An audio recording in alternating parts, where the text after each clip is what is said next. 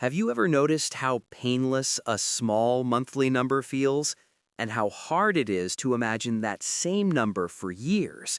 That painless feel is where your options start leaking away. Picture two people. Maya is 27, working in a U.S. tech support role. She earns $62,000 a year, about $45,000 after taxes. She pays $1,100 rent for a decent one-bedroom.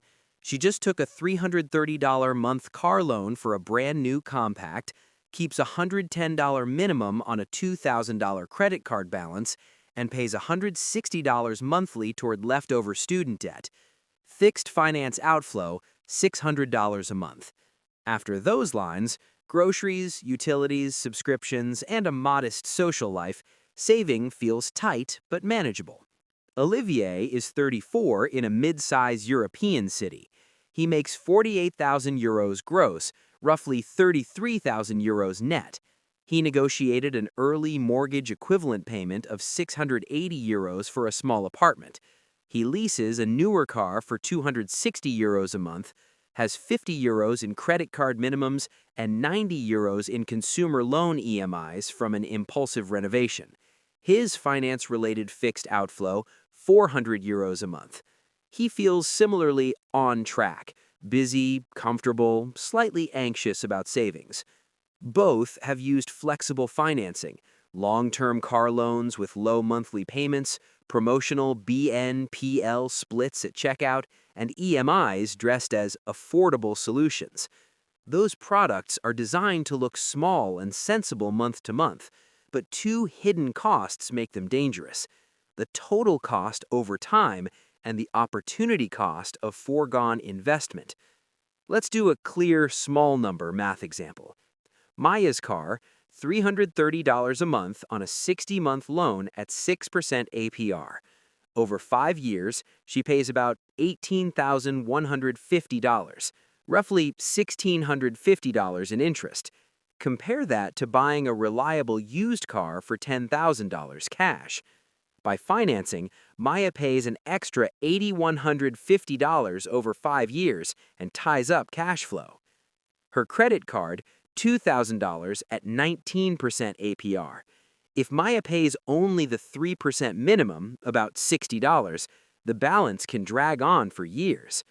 Pay the minimum and she ends up paying roughly $2,600 total, about $600 in interest. Minimums feel manageable. They're not. Now combine Maya's $330 plus $110 plus $160 equals $600 a month in financing outflows.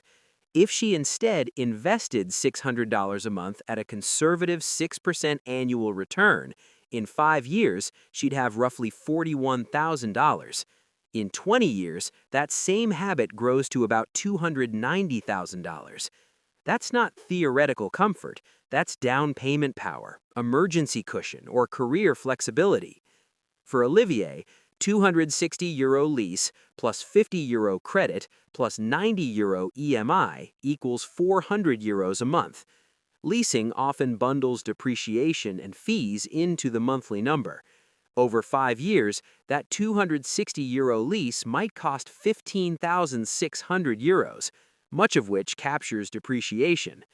If Olivier redirected €400 a month into an investment returning 5% real annually, over 20 years, he'd accumulate roughly €170,000. Again, options.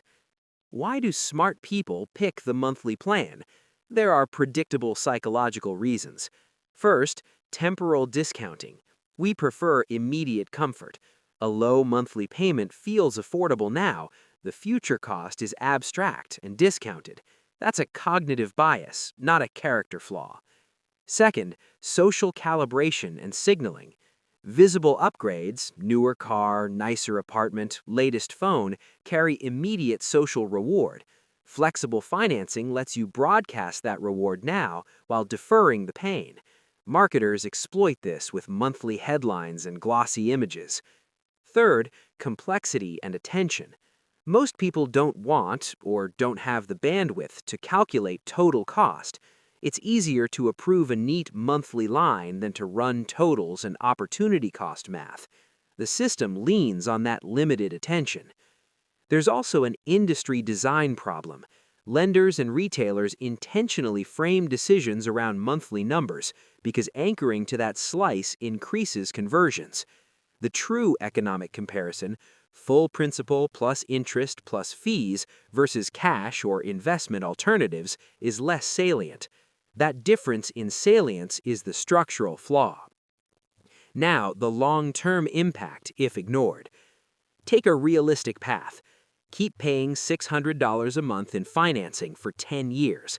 That's $72,000 spent on those obligations alone. If instead you had invested $600 a month at 6% for 10 years, you'd have about $98,000. Extend to 20 years and the invested path becomes roughly $350,000. Those are not motivational hypotheticals. They shape career choices, family planning, and stress levels. The cost of flexible financing shows up as fewer choices later, less mobility, higher stress when job markets shift, and delayed wealth accumulation. This isn't a moral judgment. People choose the apparent comfort of monthly payments for understandable reasons: convenience, cash flow smoothing, social expectations, and real needs. The point is decision clarity. Flexible financing shifts costs into the future and makes them less visible. It's a slow but significant transfer of optionality away from you. What does smarter thinking look like? It's simple, consistent, and unemotional. When you see only X dollars a month, always convert it to the multi-year total and then imagine investing that monthly amount instead. Ask, what could these monthly dollars become in 5, 10, 20 years? Think of purchases as choices between immediate polish and future options. Prefer commitments that increase optionality, investments, skills, assets, over long-term payments for depreciating consumption. Also, treat promotional offers with a plan. Zero-interest windows are useful if you have a clear exit strategy. Otherwise, they become debt traps. And avoid anchoring to appearances.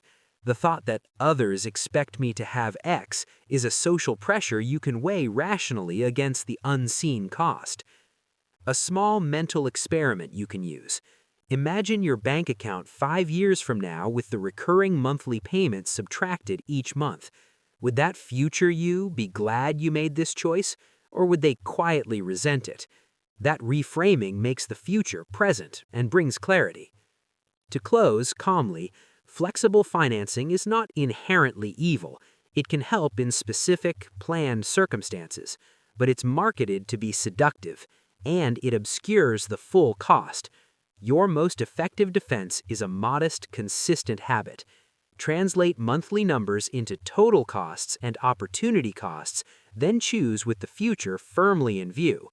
That clarity preserves options, which is what real financial freedom looks like. If this perspective helped you see a purchase differently, consider subscribing for more clear, reality-based breakdowns.